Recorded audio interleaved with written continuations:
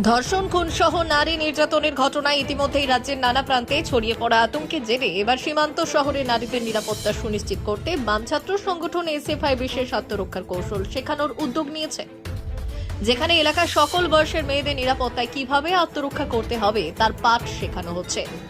উত্তর চব্বিশ পরগনা জেলা কমিটির পক্ষ থেকে গাড়াপোতা হাইস্কুল মাঠে দেখা গেল মেয়েদের এই সেলফ ডিফেন্সের ক্যাম্প।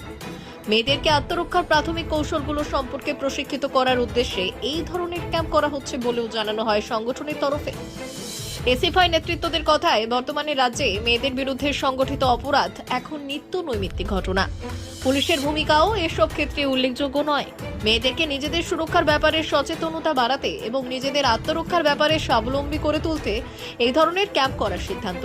এই ক্যাম্প থেকে আত্মরক্ষার নানা কৌশল শিখতে পেরেও খুশি প্রত্যন্ত এলাকার মেয়েরাও।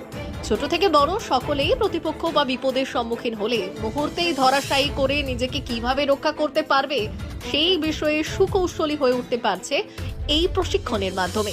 এমন উদ্যোগে খুশি সাধারণ মানুষ থেকে অভিভাবকরাও।